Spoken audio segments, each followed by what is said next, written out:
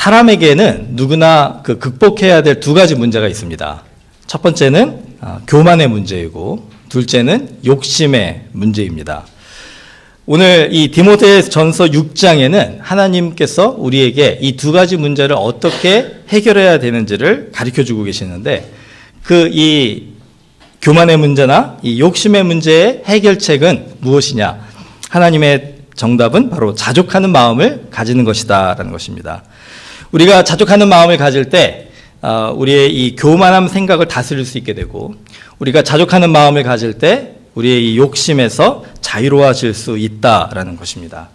자, 이것을 우리가 말씀으로 듣고 마음으로 믿었는데, 이 자족하는 마음을 가지는 것이 솔직히 잘 되지 않지 않습니까? 저를 포함해서 우리 모두가 다 날마다 고민하는 문제인 것 같아요. 자족하는 마음을 가지면 우리가 교만한 생각을 다스리고 또 욕심에서 자유로워질 수 있다라는 이 말씀을 아멘으로 받았지만, 살다가 보면은 우리도 모르게 이 불평하게 되고 원망하게 되고, 뭔가 우리 스스로가 이 만족하지 못하는, 항상 무언가를 더 바라는 그런 마음이 있게 되는 것입니다. 자, 이 문제를 우리가 주님께로 가지고 나와서 좀 해결받아야 될 것 같아요. 그래서 오늘 두 가지로 주님의 말씀을 통하여 교훈을 받고 또 그것을 적용하며 실천하는 저희들 되기를 바랍니다. 자, 첫 번째, 이 자족하는 마음을 우리가 가지기 위해서 먼저 우리에게 필요한 것이 무엇이냐면, 이 교만한 생각을 버리고 하나님 앞에, 사람들 앞에 겸손한 마음을 가지는 것이다. 근데 그러기 위해서 우리에게 꼭 필요한 것은 뭐냐면, 바로 삶의 평가를 상대적으로 하지 않고 절대적으로 하는 것이 중요하다라는 것입니다. 우리가 우리 자신을 바라볼 때, 또 우리가 다른 사람들을 바라볼 때, 다른 사람들은 일단 제껴놓고, 우리가 우리 자신을 바라보고 우리를 평가하고 우리의 삶을 어떻게 우리가 살아가고 있는가를 돌아볼 때 상대적인 평가를 하게 되면은요, 자족하는 마음을 절대로 가질 수가 없다라는 거예요. 자, 이 상대적인 평가가 무엇입니까? 하나님께서 태초에 천지를 창조하시고 우리 인간을 창조하셨잖아요. 하나님께서 우리 모든 인간을 창조하실 때 하나님의 계획은 무엇이었냐면, 우리가 하나님을 바라보며 감사하고 하나님께 예배하고 또 하나님이 주시는 풍성한 이 창조물을 함께 정복하고 다스리며 그 속에서 충만하게 우리가 그것을 누리면서 사는 것, 그래서 늘 만족하고 자족하는 그런 삶을 사는 것을 하나님은 우리에게 원하셨다는 것입니다. 그래서 하나님이 우리를 향하신 뜻은 우리에게 주신 이 풍성한 은혜를 우리가 감사하며 자족하며 사는 것이었다라는 거예요. 그런데 이렇게 하나님을 바라보며 하나님의 주신 은혜를 우리가 누리면서 살아가야 될 인간이 그 마음속에 죄가 들어왔다는 거죠. 그래서 그 죄는 우리로 하여금 무엇을 하게 하였는가? 우리로 하여금 우리 스스로를 하나님과 우리 속에서의 이 절대적인 관계 속에서의 평가를 하는 것이 아니라, 나와 다른 사람과의, 나와 타인과의 이런 상대적인 비교를 하게 만들었다는 것입니다. 그 비교의 대상에 우리가 하나님까지 놓게 됐다는 거예요. 그래서 아담과 하와의 경우는 어떻습니까? 아담과 하와가 왜 선악을 알게 하는 나무의 과실을 먹었습니까? 하나님 같이 되고 싶었어요. 하나님이 누리고 있는, 하나님이 가지고 계신 그 능력을, 그 지혜를 자기들도 가지고 싶어서 하나님과 자기들을 비교해 보고서 그 하나님 같이 되고자 하는 그런 상대적인 평가의 결론으로 그 선악과를 먹기로 결정했다는 것이죠. 뿐만 아니죠. 그 뒤로 아담과 하와의 그 자녀들, 이 가인과 아벨의 경우도 어떻습니까? 이 가인도 하나님과 자기의 그 관계 속에서 이 절대적인 관계, 하나님을 예배하고 하나님 안에서 내 스스로를 정말 정결케 하고 하나님이 기뻐하시는 삶을 살고자 노력하면 그 속에서 충만한 감사와 자족과 만족의 삶을 살 수 있는데, 가인은 아벨과 자신을 비교하기 시작했다는 거예요. 이런 상대적인 비교가 결국은 어떻게 됩니까? 그 하나님의 가인을 사랑하셔서 가인의 예배를 받기를, 정말 진실한 예배를 받기를 원하시는데 그 하나님 앞에 나아가지 않고 아벨을 죽이는 죄를 범하게 됐다는 것입니다. 여러분, 이것이 바로 인간이 내린 죄의 선택이요 결과다라는 거예요. 하나님께서 우리에게 하나님과 우리의 이 관계를 집중하며 하나님을 바라보며 주신 것을 감사하며 살아갈 때 우리는 진정 행복할 수 있는데, 우리는 그 창조의 질서와 섭리를 포기하고 거부하고 서로를 바라보며 서로를 질투하고 시기하고 분쟁하고 다투는 일에 우리의 모든 생각과 관심을 집중하게 됐다라는 것입니다. 여러분 자동차, 제가 차를 좋아해가지고 차에 대한 비유를 많이 드는데, 여러분 자동차의 목적이 뭘까요? 자동차의 목적은 움직이는 겁니다. 여러분이 여기 다 차를 타고 오셨잖아요. 만약에 그 자동차의 그 바디가, 겉모습이 아주 그냥 너무나도 막 사람들을 감동케 하고 막 황홀하게 하는 그런 멋있는 그 겉모습을 가진, 그런 바디를 가진 차가 있다라고 생각해 보세요. 근데 그 차에 겉모습만, 그 바디만 그렇게 멀쩡하지 속은 텅텅 비어 있다는 거예요. 엔진도 없고 그 안에 차를 돌아가게 하는 바퀴도 없고 아무것도 없다라는 거죠. 그러면은 그 차는 우리에게는 아무 쓸모가 없는 차라는 것입니다. 예, 그 차는 그냥 그 목적을 이루지 못하는 고철 덩어리에 불과하다는 거예요. 예. 그러니까 차가 정말로 그 목적을 다하는 유익한 차가 되려면은 그 자동차에 필요한 부품들이 있어야 된다는 거죠. 차에는 그 바디도 필요하지만 엔진도 필요하죠. 또 바퀴도 필요하고 또 핸들, 이 운전대도 필요하고, 예. 그 자동차를 시작하는 그 열쇠도 필요합니다. 한번 상상해 보세요. 우리가 만약에 정말로 그 아무리 멋지게 보이는 그 자동차라도 엔진이 없으면은 아무 소용이 없는 것이고, 아무리 세상에서 최고 가는 엔진이 있다 그래도 바퀴가 없으면 그 엔진도 아무 쓸모가 없는 것이고요. 바디가 멋있고 엔진이 멋있고 그 바퀴가 비싼 게 있어도 운전대가 없으면 그 차는 원하는 대로 갈 수가 없는 것이고, 그 모든 것이 다 있어도 가장 우리가 정말 그 사소해 보이는 그 열쇠가 없으면 우리는 차를 시작할 수가 없다는 것이죠. 그러니까 그 어느 한 부품도, 어느 한 부분도 중요하지 않은 것이 없다는 거예요. 여러분, 이게 바로 하나님께서 우리들에게 가르쳐 주시고자 하시는 자족하는 비결입니다. 여러분, 나의 삶 속에 나는 과연 어떤 파트일까요? 한번 상상해 보세요. 만약에 그 바퀴가 자기는 정말 시커멓고 둥그렇고 아주 단순하게 생겨가지고 그 차 속에 있는 엔진을 바라보면서 이렇게 섬세하고 오묘하고 아주 힘있게 만들어진 그 엔진을 바라보면서 자기 자신을 참 부끄러워하고 한탄하고 원망하면서 그렇게 바퀴가 살고 있다면은, 여러분 그 바퀴의 삶을 한번 우리가 볼 때 우리가 뭐라고 얘기해 줄 수 있을까요? 어리석은 원망이고 어리석은 비교고 어리석은 상대적인 평가라고 얘기하지 않겠습니까? 바퀴는 바퀴로서의 그 목적을 다하면 그 바퀴는 세상에서 최고 가는 바퀴, 그 차에서 절대적으로 필요한 바퀴의 역할을 할 수가 있기 때문에 존귀한 바퀴가 될 수 있는데, 자기 그 풍성한 그 은혜를 생각하지 않고 다른 부분과 비교만 하는, 상대적인 평가만 하는 그 모습은 그 바퀴의 삶을 만족하게 할 수 없다는 것이죠. 여러분, 그 고린도전서 12장의 말씀을 우리가 묵상할 때 이 부분을 조금 놓치는 경우가 있는 것 같아요. 좀 길지만 제가 읽어드리겠습니다. 굉장히 중요한 말씀이기 때문에. 몸은 하나인데 많은 지체가 있고 몸의 지체가 많으나 한 몸인과 같이 그리스도도 그러하니라.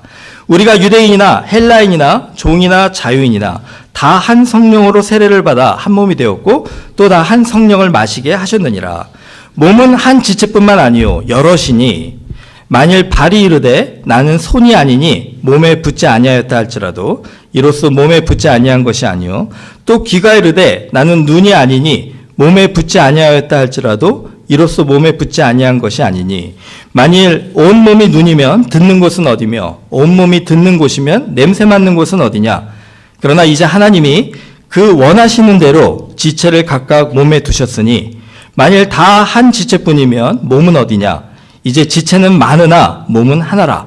눈이 손더러 내가 너를 쓸 데가 없다 하거나 또한 머리가 발더러 내가 너를 쓸 데가 없다 하지 못하리라. 그뿐 아니라 더 약하게 보이는 몸의 지체가 도리어 요긴하고 우리가 몸에 덜 귀히 여기는 그것들을 더욱 귀한 것들로 입혀주며 우리의 아름답지 못한 지체는 더욱 아름다운 것을 얻느니라. 아멘. 여러분, 우리는 삶의 모습이 다 다릅니다. 예, 우리 생긴 것도 다 다르고, 예, 우리의 자라온 배경도 다 다르고 우리가 가진 재능도 다 다르고 은사도 다 다릅니다.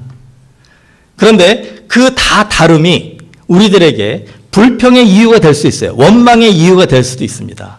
하지만 오늘 바울은 우리에게 뭐라고 가르쳐 주냐면 그 다름이 왜 달랐느냐? 바로 하나님이 그 원하시는 대로 우리를 다르게 창조해 주셨다라는 거예요.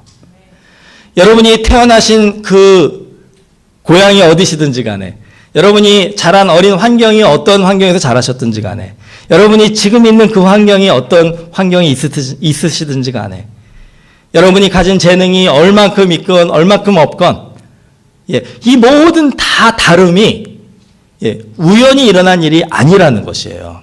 하나님께서 그 원하시는 대로 저와 여러분을 지금 우리의 삶의 자리에 있게 해주셨다라는 것입니다. 믿으십니까?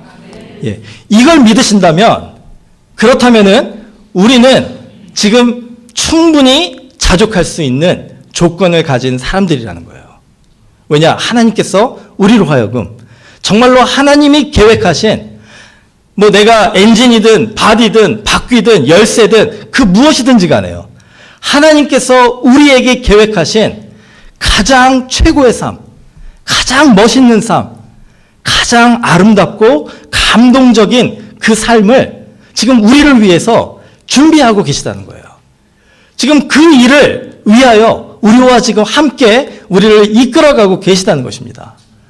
지금 우리가 하나님의 그 기적의 역사의 지금 순간에 서 있다라는 거예요. 그렇다면은 그 속에서 여러분 어떻게 감사하지 않을 수 있습니까? 그 속에서 어떻게 여러분이 만족하지 않을 수 있습니까? 왜 우리가 하나님 앞에 왜 나는 이것밖에는 안 됩니까? 라고, 왜 이 정도밖에 안 주셨습니까? 라고, 왜 이런 환경을 주셨습니까? 라고 원망하고 있냐는 거예요. 우리 지금 동영상 보셨지만은 우리 선교사님이 자녀를 잃고 아내를 잃었을 때, 그때 사람들은 궁금해하는 거예요. 하나님을 이렇게 사랑하고 하나님의 사랑을 이렇게 받는다고 하면서 왜 하나님은 선교사님에게 이런 고난을 허락하십니까? 왜 선교사님에게 이 정도밖에 안 되는 삶을 살게 하십니까? 선교사님의 대답을 우리가 들어보면은 바로 오늘 이 바울이 우리에게 준 대답과 같다라는 것입니다. 우리가 지금 살아가는 이 삶은 그냥 대충 살아가는, 우연히 살아가는, 어쩌다가 이렇게 살게 되는 삶이 아니라 하나님께서, 이 천지를 창조하신 하나님께서 섬세하게 아름답게 준비하셔서 인도하셔서 우리를 지금 이 자리에 있게 하셨다는 거예요. 여러분이 상대적인 비교를 하고 상대적인 평가를 하면은 여러분 자신을 초라하게 보실 수도 있습니다. 하지만 하나님의 눈으로 여러분을 보시고 하나님과 여러분의 관계 속에서 여러분을 평가하시기 시작하면은 여러분의 삶보다 소중하고 존귀한 삶은 없다라는 것입니다. 이거를 우리 교회가 배우고 이 교회 안에서 먼저 실천하는 모습이 보여져야 된다는 거예요. 여기 계신 모든 분들이 한 분도 빠짐없이 다 하나님의 존귀한 삶을 지금 월요일부터 토요일까지 살고 오셨잖아요. 그런데 교회에서 우리가 서로를 대할 때 존귀한 사람, 이분도 하나님의 존귀한 사람, 이분도 하나님의 존귀한 사람, 그 삶 한 삶 한 삶이 다 아름답고 다 감동스럽고 다 하나님 앞에 영광이 되는 삶이라는 것을 우리가 인정해야 된다는 것입니다. 시계가 고장나서 제가 오늘 좀 1시간 넘게 설교할 수 있을 것 같아서 제가 시계를 좀 준비를 하겠습니다. 여러분, 우리 교회에서 가장 중요한 사람이 누굴까요? 좀 많이 달라지셨네요. 제가 몇 년 전에 설교할 때는 목사님이라 그러시더니 이게 좋은 거예요. 우리 교회에서 가장 중요한 사람은 목사가 아닙니다. 만약에 이제 오늘도 방문하신 분들이 계시지만은 만약에 우리 교회에 이제 비지러가 있어요. 방문자가 있어요. 그래서 이제 우리 교회를 이제 출석을 하시면서 우리 교회에서 가장 좀 높은 사람, 가장 중요한 사람, 가장 좀 잘 보여야 되는 사람이 누굴까? 이제 이렇게 눈여겨서 보고 계시는 거예요. 그러면은 그분의 눈에 어떤 분이 프린스턴 한인 장로교회에서 가장 중요한 사람, 가장 존귀한 사람, 가장 정말 그 높은 사람으로 보여져야 될까요? 예, 성경은요, 우리에게 말씀해 주신 하나님의 마음을 말씀해 주실 때 가장 겸손하게 성도들을 사랑하고 섬기는 사람을 우리 교회가 가장 높은 사람이고 가장 중요한 사람이고 가장 존귀한 사람으로 인정해 주는 것이 하나님의 뜻이다라는 거예요. 목사가 아니라, 우리 장로님들이 아니라, 권사님들이 아니라, 집사님들이 아니라, 이런 그 임직자나 직분자들이 아니라, 목사를 포함해서 모든 성도들이 정말로 서로를 가장 겸손하게 섬기고 존중하고 노력하려고 하는 그 모습들을 보여주는 그 모습이 성도들의 모습 속에 특별히 우리 믿지 않는 사람들의 눈에 비춰줄 때 교회가 칭찬받는다는 것입니다. 저는 우리 한국 교회가 장점들이 많이 있어요. 근데 참 단점 몇 가지 중에 아쉬운 것이 뭐냐면 저희 교회는 안 그런 것 같아요. 제가 기도할 때마다, 새벽마다 기도할 때마다 너무나도 감사하는 기도의 제목이 우리 교회 우리 장로님들, 우리 권사님들, 안수집사님들 정말 연세가 많으신데도 불구하고 겸손하게 우리 성도들, 젊은 분들을 섬기는 그런 모습들, 예, 굳은 일들을 마다하지 아니하시는 그런 모습들을 보면서 제가 많이 도전받고 또 많이 존경하는, 예, 그런 모습들을 우리 교회에 참 선물로 주신 것 같아요.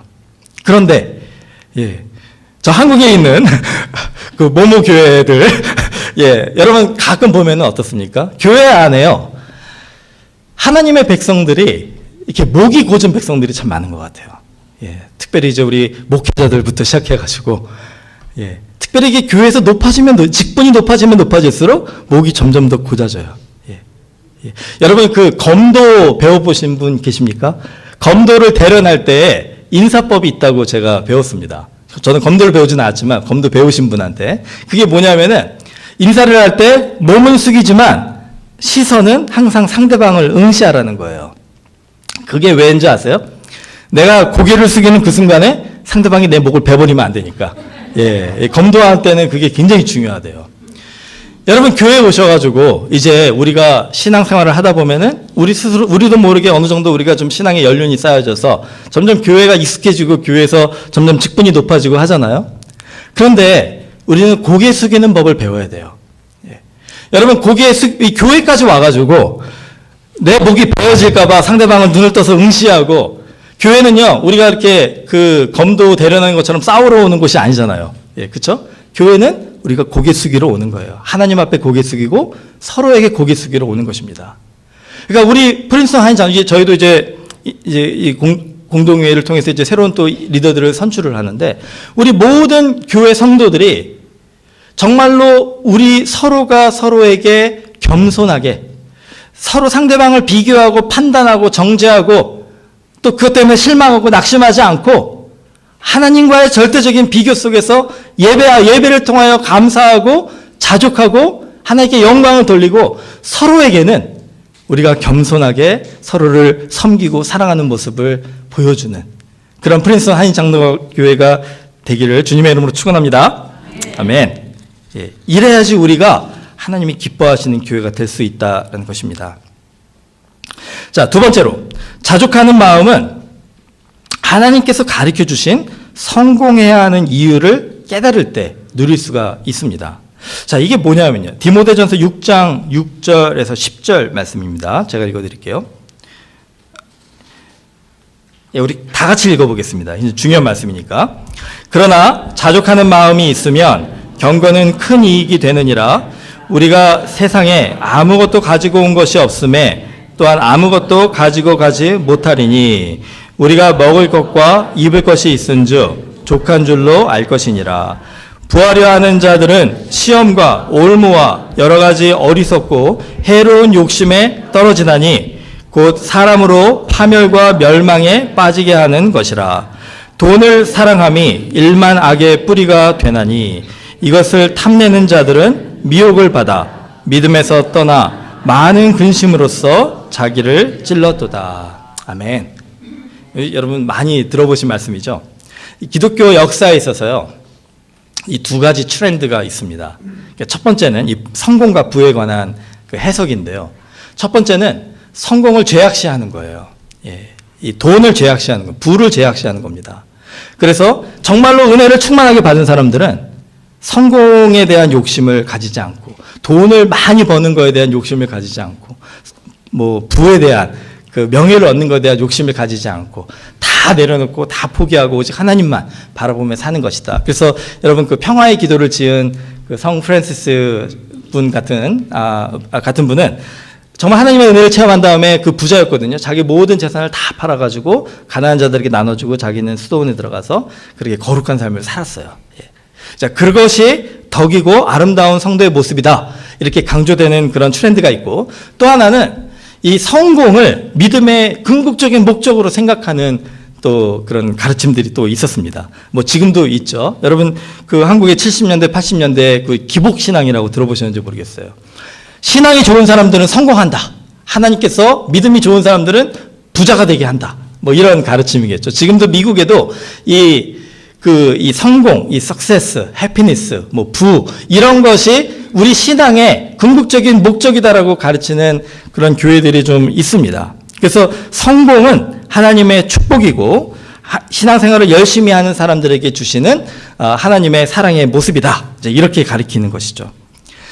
자, 이 두 가지가 무엇이 옳고 그르다 이거를 우리가 판단하기 전에 성경에서는 뭐라고 가르치는가를 배우는 것이 중요합니다. 디모데전서 6장에서 우리에게 가르쳐주는 성공은 무엇입니까? 우리에게 주시는 성공을 우리가 알 수 있는 방법은 바로 자족하는 마음을 갖는 것이다 라는 거예요. 이게 참 말이 되는 것 같습니다.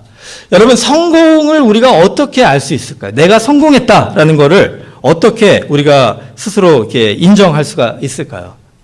돈을 얼만큼 벌어야지 내가 성공했다라고 얘기를 할 수 있을까요?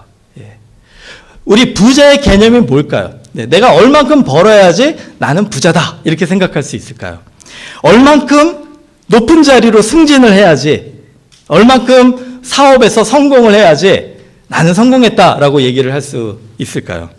얼만큼 내가 정말 그 사람들에게 인정을 받아야지 내가 성공을 했다라고 얘기를 할 수 있을까요?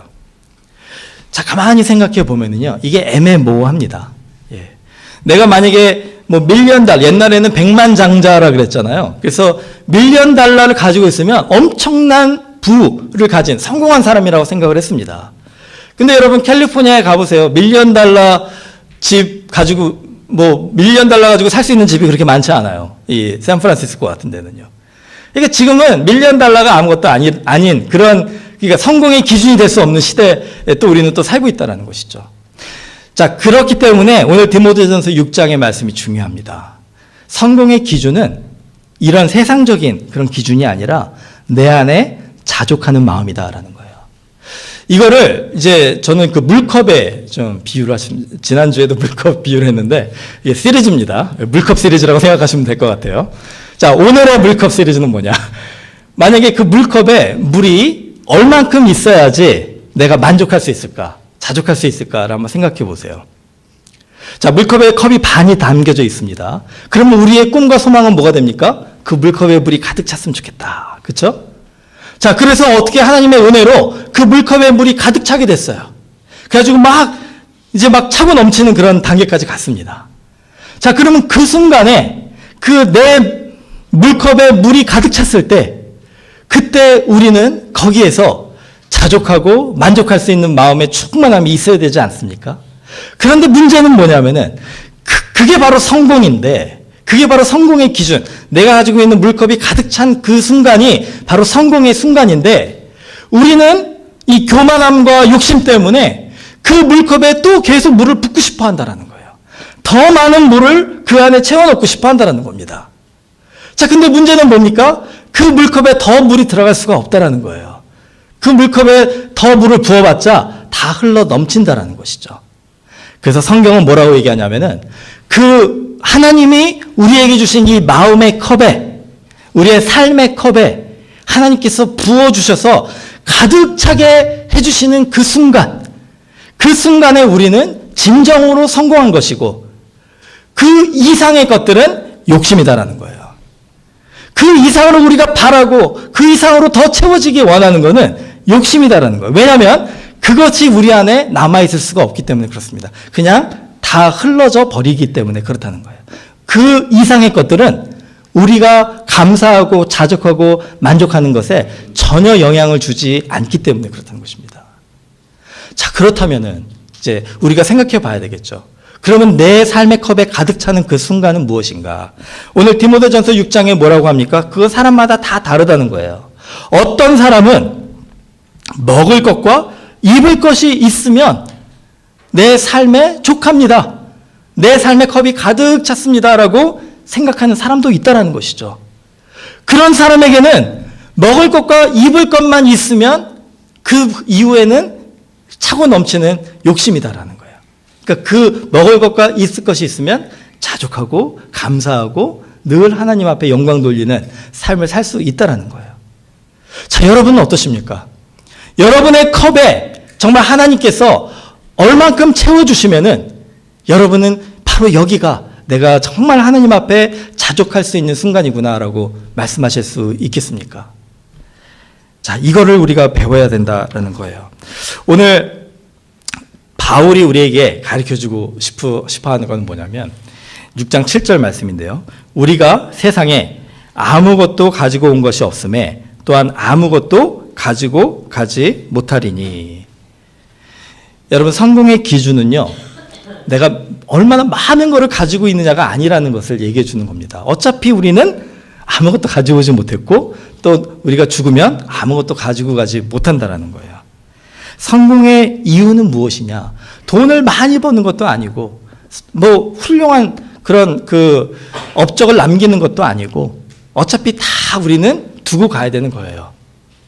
그렇죠? 그렇기 때문에 성공의 이유가 그런 것들이 될 때는 참 공허하고 허무하고 마지막에 우리 솔로몬의 고백처럼 헛되니 모든 것이 헛되도다라는 고백밖에 나올 수가 없는데, 성공의 이유가 그것들이 아니라 어차피 아무것도 가지고 온 것이 없고 아무것도 가지고 가는 것이 없지만 그럼에도 불구하고 우리를 사랑하셔서 이 땅에 이 아름다운 삶을 살게 해주신 그 하나님을 위하여, 하나님의 영광을 위하여, 하나님이 기뻐하시는 그 삶을 위하여 하나님과의 이 아름다운 관계를 소중하게 생각하면서 살아가는 그 이유, 하나님 때문에 우리가 성공해야 되겠습니다.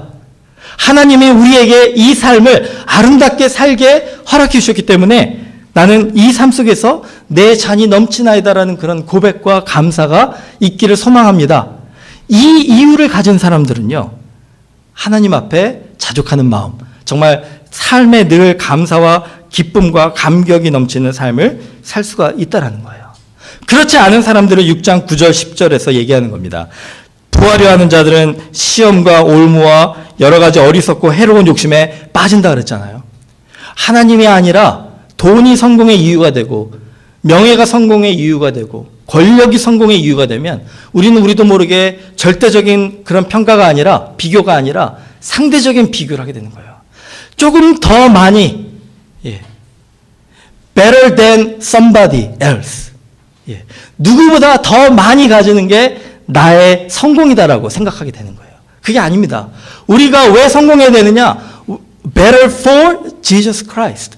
예수 그리스도를 위해서 우리가 성공한다고 한다면 비교가 아니라, 상대적인 비교가 아니라 돈을 사랑하고 부를 사랑하기 때문에 성공하는 것이 아니라 바로 예수님을 사랑하기 때문에 우리는 성공해야 되겠다라는 그런 마음을 가지게 되는 거예요. 저는 여러분이 다 성공하셨으면 좋겠습니다. 아멘? 이게 좀 대답이 좀 약하네요. 저를 좀 따라해 주세요. 하나님, 나를 성공하게 해주십시오. 아멘. 한 분도 빠짐없이 내일부터 토요일까지 성공하셔야 됩니다. 그 성공은 세상적인 성공이 아니라 오늘 디모데전서 6장이 우리에게 가르쳐 주시는 교만함이 아니라, 욕심이 아니라 하나님을 위하여, 하나님이 우리에게 주신 우리의 삶의 이 모습 속에서 가장 최고의, 가장 아름다운 그 삶을 내가 일주일 동안 주님의 능력으로 살게 해 주시옵소서. 이게 바로 성공이라는 거예요. 그렇게 살아가시는 사람들의 삶에는 감동이 있습니다. 여러분이 바퀴든, 여러분이 엔진이든, 여러분이 바디이든, 하다못해 가장 초라하게 보이는 열쇠든, 여러분이 이 마음을 가지고 살아간다면 여러분의 삶에는 감동이 있는 거예요. 그리고 그 삶을 하나님이 기뻐하시고 그 삶을 통해서 하나님이 영광 받으실 줄을 믿습니다. 아멘.